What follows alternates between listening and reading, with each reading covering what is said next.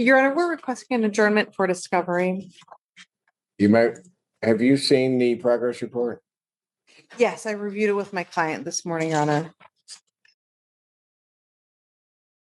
Why do I have cocaine showing up in her system? Because, sir, when they test over there, they don't do it the levels. So I've been getting high for 48 years. What? Yeah. And so even though it was like, I think the last time was like New Year's Eve or January 5th, one or the other.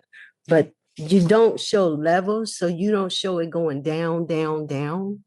And therefore, if you got cocaine in your system, you just got cocaine in your system. That's how it is. But that's not okay because it could be in my system for a long, long time, even though I don't get high.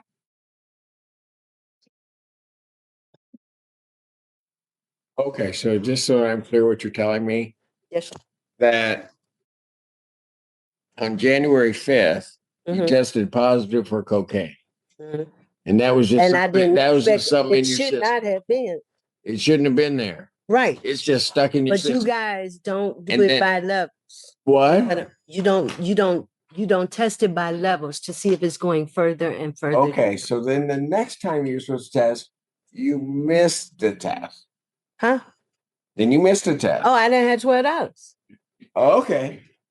And then the next test, almost 2 weeks later, you're testing and you test positive for cocaine. And so hold on before you, because I want to make sure I've got your story. Okay. This is already spiraling fast.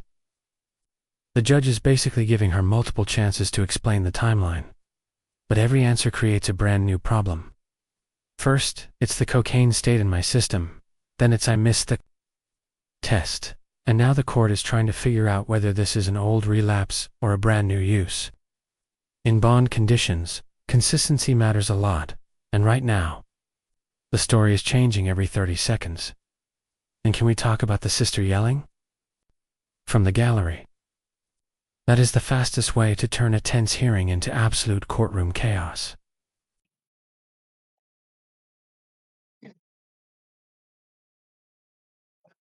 Right. What I'm saying is on the 5th, I was dirty. I had used like not that far from there. But I was scared to say so because I was scared to say so. So then the next time I didn't have the $12.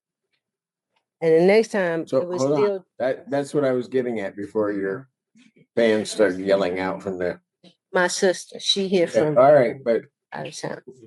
so you're telling me this test that showed up positive, you didn't use cocaine.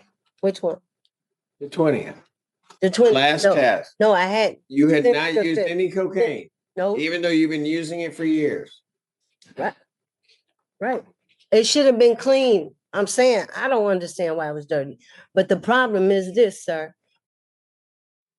You guys don't check the levels. So I can check levels. I wish y'all would. But, well, I can get the levels. Okay. That's not a big deal. Okay. The problem is because you missed the test, Uh-huh. if you did a little bit of cocaine, it'll look like it's going down, but you didn't use cocaine still. Oh. You should not be testing positive for cocaine 2 weeks later. That's the bottom line. Grant an adjournment in this matter to February 5th, 2026, 9 a.m. That's 1 week out. Your Honor, You're not available that day? correct. That's fine. I'll set it on the 12th. At this point, the defendant's bond's revoked. She's remanded. Damn. What'd you say? Excuse me. I was saying my sister. You know, you need to take yourself out now. Court calls case of the people versus Jessica Brascalia. Good morning, Your Honor. Assistant Public Defender Alexis Serps with and on behalf Ms. Brascalia, who I believe should be appearing on Zoom. Okay. Hi. Can you hear me? Yeah, we can hear you. Okay. Jessica Brascalia. Your Honor, we'd be requesting an adjournment this time. There's some more. She's going to need to, let me just stop you. She's going to need to appear in person. We've had a problem with this defendant. We've kicked her out of our courtroom I think on 2 occasions she's come back in. She was smoking, That wasn't me. folks. My staff has reported that was you. And No, it that- appeared as though you were having sex on the screen. No. Well, it was interesting. The reason I took a break was to go back and look at the video. And my okay. staff reported it to me, and it did appear that that's what was occurring. So what I am going to do, not on the defendant's Not- motion, I'm going to adjourn this out to next week, the 5th. You'll have to appear in person, ma'am.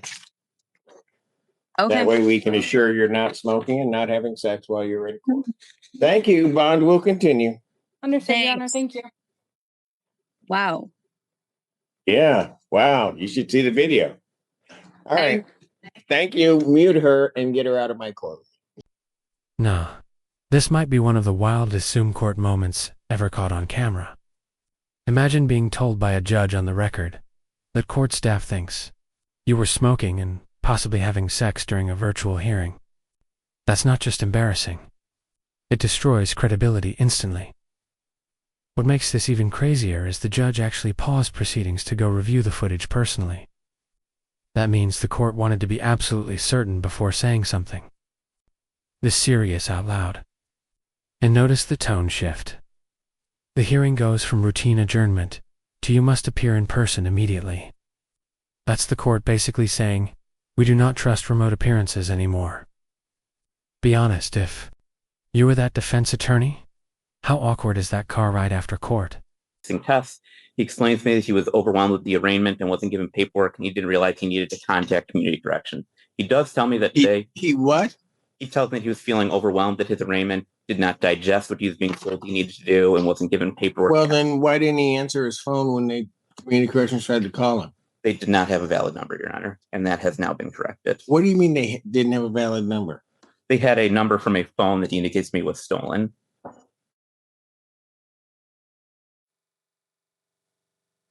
I would ask the court with letting Mr. Shukat take part test today. He does indicate to me that he would not be positive for anything except potentially marijuana metabolites before he was placed on bond. So he wasn't in contact with his attorneys, didn't go to community corrections, didn't do anything the court asked him to do. Your Honor, I believe he wasn't attempting to make contact. He indicates to me Attempting to make contact with whom? he indicates that he called our office and was not able to reach anyone. He also indicates he contacted this 80 people work in that office. My wife also. and that his wife also attempted to call. My wife was in contact. I had documentation of it and everything like that, but I had made it apparent to at my arraignment that I did not have an active 646 area code number. This hearing is a perfect example of how courts look at accountability versus excuses.